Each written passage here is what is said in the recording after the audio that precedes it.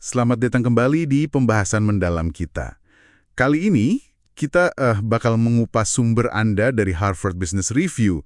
Fokusnya kecerdasan emosional di tempat kerja. Ya, topiknya luas ya. Mulai dari mindfulness, terus ketahanan, sampai kebahagiaan kerja, pengaruh, kepemimpinan.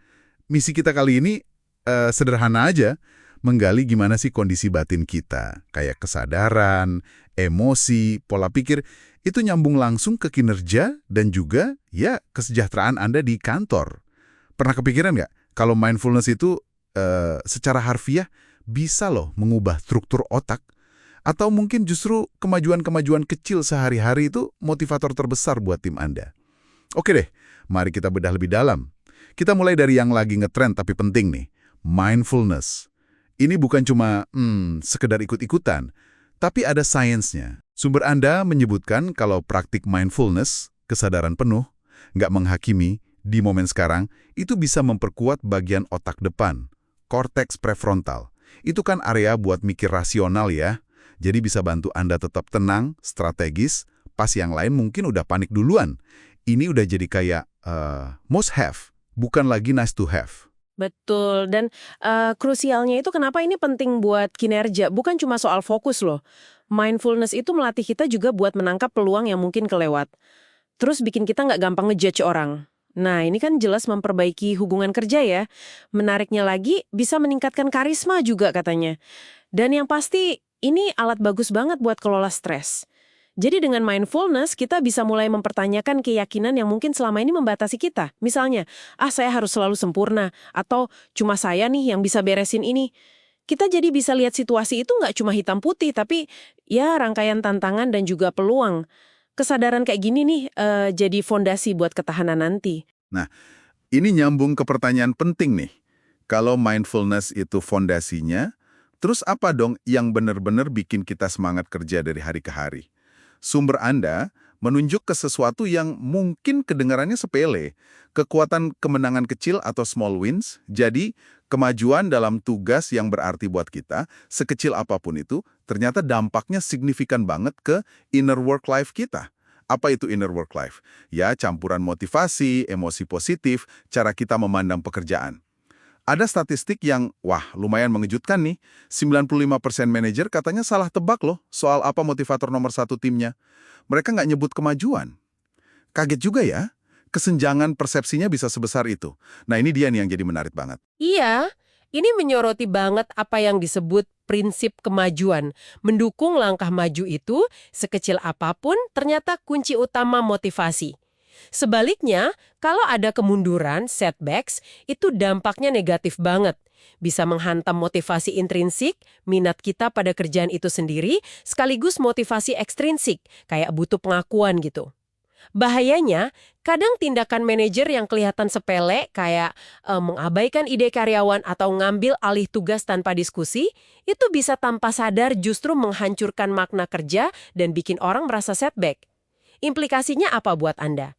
Ya, fokuslah gimana caranya menciptakan dan juga mengakui langkah-langkah kecil yang konsisten. Baik buat diri sendiri, apalagi kalau lagi ngerasa, aduh kok kayaknya kurang semangat ya sama kerjaan, maupun buat orang lain di tim Anda. Kemenangan kecil ini rasanya memang nyambung banget ya ke soal ketahanan atau resilience. Sumber-sumber Anda ini kan juga bilang kalau ketahanan itu bukan semata-mata sifat bawaan lahir. Ada bukti kuat kalau ini bisa dipelajari. Jadi beneran kayak otot gitu ya, bisa dilatih, bukan cuma soal punya atau nggak punya.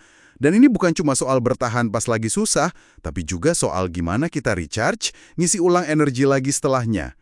Malah disebutin latihan kayak mindfulness tadi bisa menggeser aktivitas otak ke area yang lebih mendukung ketahanan. Itu gimana tuh maksudnya? Tepat sekali. Jadi konteksnya lebih luas. Praktek harian yang sederhana kayak mindfulness, mungkin 20-30 menit aja, itu bisa bantu banget. Selain itu, penting juga kita paham pemicu emosional kita pas dapat feedback atau kritik. Kenapa kita bereaksi? Apa karena merasa kritik yang nggak benar? Itu namanya pemicu kebenaran. Atau karena kita nggak suka sama siapa yang ngasih kritik? Itu pemicu hubungan. Atau jangan-jangan karena kritik itu rasanya mengancam jati diri kita? Nah, itu pemicu identitas. Kalau kita kenal pemicu pemicu ini kita bisa olah masukan jadi lebih konstruktif.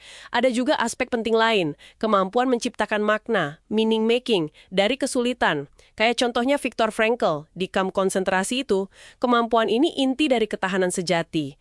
Dan relevan banget pas kita mungkin merasa, aduh kerjaan ini kok kayak udah nggak ada artinya lagi ya. Pertanyaan lanjutannya kan jadi, gimana cara Anda secara efektif mengisi ulang energi? Baik fisik maupun mental. Di tengah semua tuntutan ini, Oke, jadi kalau dirangkum nih, apa artinya semua ini buat Anda? Kelihatan ya benang merahnya. Mindfulness itu bangun fondasi buat fokus dan ketahanan. Terus, mengakui kemajuan kecil itu nyalain api motivasi dari dalam.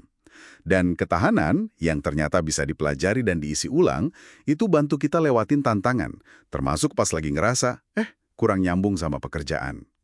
Ini semua bukan konsep ngawang-ngawang ya, tapi alat praktis buat ningkatin efektivitas dan juga kesejahteraan Anda di tempat kerja. nah, sebagai penutup nih, ada satu pemikiran buat Anda renungkan. Sumber-sumber ini kan banyak banget ya fokusnya ke pengembangan skill internal. Kesadaran diri, kelola emosi, ketahanan. Tapi ada satu studi menarik yang bilang kalau punya kekuasaan, power itu cenderung menurunkan empati kita loh.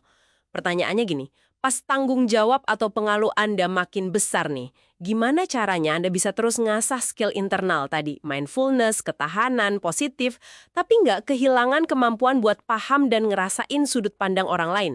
Menjaga keseimbangan ini, wah ini refleksi penting banget, terutama buat kepemimpinan yang awet dan hubungan kerja yang sehat ya.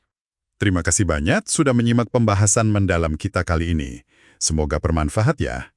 Sampai jumpa di kesempatan berikutnya.